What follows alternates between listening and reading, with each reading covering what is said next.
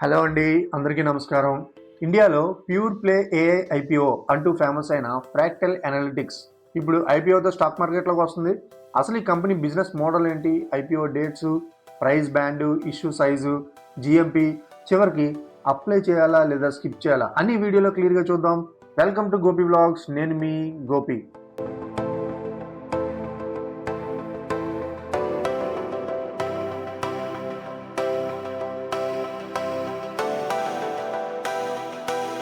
ఒక చిన్న promotional content అండి. వైజాగ్లో premium quality salon services with reasonable కాస్ట్లో కావాలా? అయితే క్లాసిక్ ఎడ్స్ ఫ్యామిలీ సెలూన్ని ఒక్కసారి ట్రై చేయండి. ఇక్కడ మెన్స్కి hair cut, beard trim, detan, hydrafacial లాంటి చాలా సర్వీసెస్ ఉన్నాయి. అలాగే ఉమెన్స్కి hair cut, hair spa, eyebrows, blow dry, cleanup, waxing, pedicure, manicure, keratin, hydrafacial ఇలా చాలా ఉన్నాయండి. అన్నీ ఒకటే ప్లేస్లో ఉన్నాయి. చిన్నపిల్లలకు కూడా హెయిర్ కట్స్ మంచిగా చేస్తున్నారు వీళ్ళు. అంబియన్స్ సూపర్, ప్రొడక్ట్ క్వాలిటీ అయితే ఇంకా నెక్స్ట్ లెవెల్ ఉందనే చెప్పుకోవచ్చు. ఇంకో హైలైట్ ఏంటంటే ఇన్స్టాగ్రామ్లో మీకు కనుక 1K ఫాలోవర్స్ ఉంటే వీళ్ళు ఫ్రీ సర్వీసెస్ అందిస్తున్నారు. ఇక లొకేషన్ చూసుకుంటే క్లాసిక్ ఎడ్స్, శంకర్ మఠం road, Shankar complex, Vizag. For more details screen మీద ఉన్న నెంబర్కి కాల్ చేయండి. ఇంకా ఇలాంటి ఫ్రీ ప్రమోషనల్ కంటెంట్ కోసం నాకు వాట్సాప్ చేయండి. నా నెంబరు ఈ వీడియో డిస్క్రిప్షన్లో ఉంది. ఇక మన వీడియో కంటెంట్లోకి వెళ్ళిపోదాం. ముందుగా చిన్న డిస్క్లైమర్ అండి. ఈ video education and information purpose మాత్రమే. ఇన్వెస్ట్ చేయమని లేదా చేయొద్దని అడ్వైజరీ అయితే కాదు. ఫస్ట్ ఆఫ్ ఆల్ ఐపీఓలో ఉన్న మెయిన్ డీటెయిల్స్ చూద్దాం. Anchor investors bidding date Friday February 6th ఇచ్చారు మనకి 2026లో. అలాగే ఈ ఐపీఓ మనకి మండే February 9th 2026 ఓపెన్ అయ్యి వెన్స్డే February 11th 2026 క్లోజ్ అవుతుంది. అంటే market February 9th market open అయిన దగ్గర నుంచి February 11th మార్కెట్ క్లోజ్ అయ్యేంత వరకు మనం ఎప్పుడైనా అప్లై చేసుకోవచ్చు. ఇక లిస్టింగ్ డేట్ ఎక్స్పెక్టెడ్ మనకి February 16th ఇచ్చారు. ఫేస్ వాల్యూ ₹1 ఉంది పర్ షేర్. అలాగే ప్రైస్ బ్యాండ్ 857 రూపీస్ నుంచి 900 మధ్యలో ఉంది. ఇప్పుడు లాట్ సైజ్ చూసుకుంటే 16 షేర్స్ మినిమం ఉంటుందండి. ఒక లాట్లో 16 షేర్స్ ఉంటాయి. అలాగే ఇది బిఎస్సి అండ్ ఎన్ఎస్సిలో లిస్ట్ అవుతుంది. సో జాగ్రత్తగా చూసి మనం అప్లై చేసుకోవడానికి మంచి టైం ఉంది. చూసి మంచి డెసిషన్ తీసుకోండి. ఇక రిటైల్ కోటా క్యూఐబి చూసుకుంటే రిటైల్ కోటాలో మనకి 10%, క్యూఐబి 75%, ఎన్ఐఐ ఆర్ హెచ్ఎన్ఐ 15% వరకు ఉంది.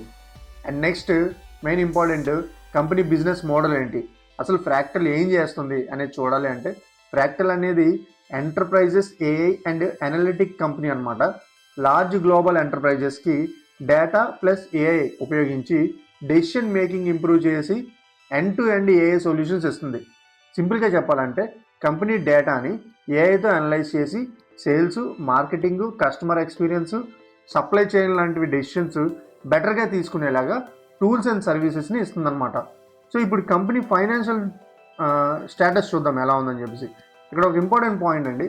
ఏఐ ఆర్ SaaS కంపెనీస్లో అంటే సాఫ్ట్వేర్ యాజ్ ఎ సర్వీస్ ఇలాంటి కంపెనీస్లో ప్రాఫిట్స్ చాలా ఫ్లక్చువేట్ అవుతూ ఉంటాయి అన్నమాట.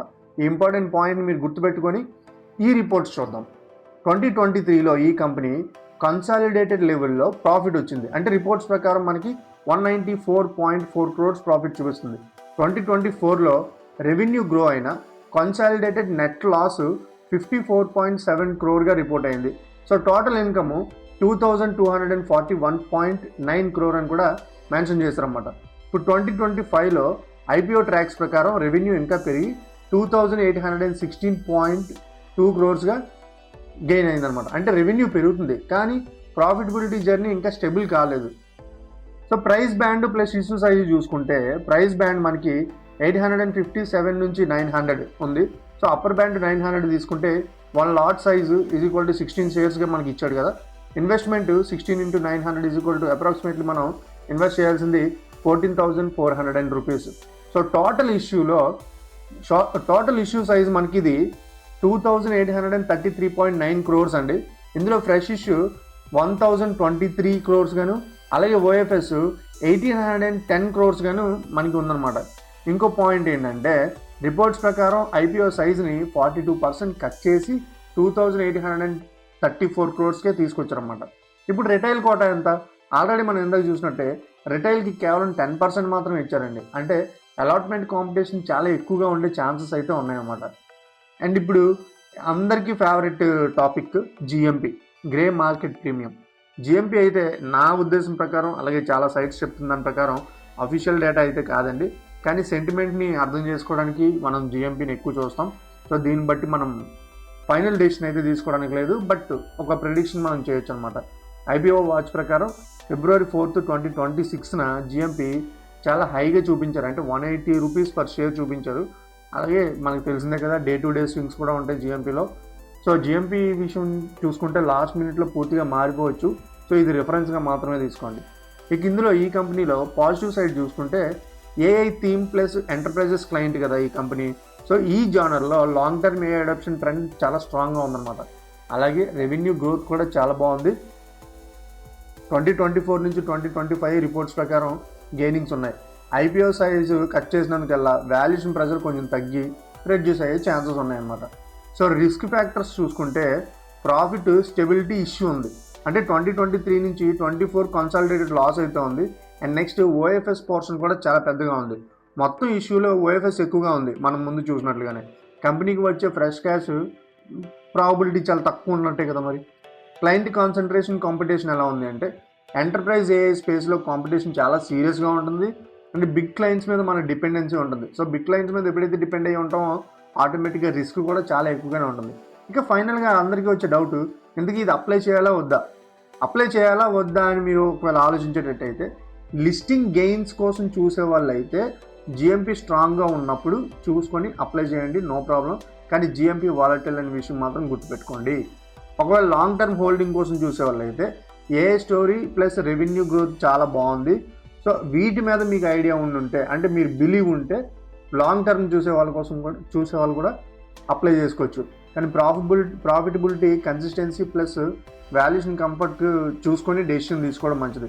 సో ఫ్రెండ్స్, అన్ని పాయింట్స్ చెక్ చేసుకొని మీ రిస్క్ యాప్టిట్యూడ్ బట్టి అప్లై చేయాలా లేదా స్కిప్ చేయాలా ఒక మంచి డెసిషన్ తీసుకోండి. ఇలాంటి ఐపీఓ అప్డేట్స్ కోసం డైలీ ట్రాక్ చేస్తూ ఉంటాం. మా ఈ చిన్న ప్రయత్నాన్ని లైక్, షేర్, కామెంట్తో సపోర్ట్ చేయండి. సబ్స్క్రైబ్ చేసి బెల్ ఐకాన్ నొక్కండి. నేను మీ గోపి, సైనింగ్ ఆఫ్.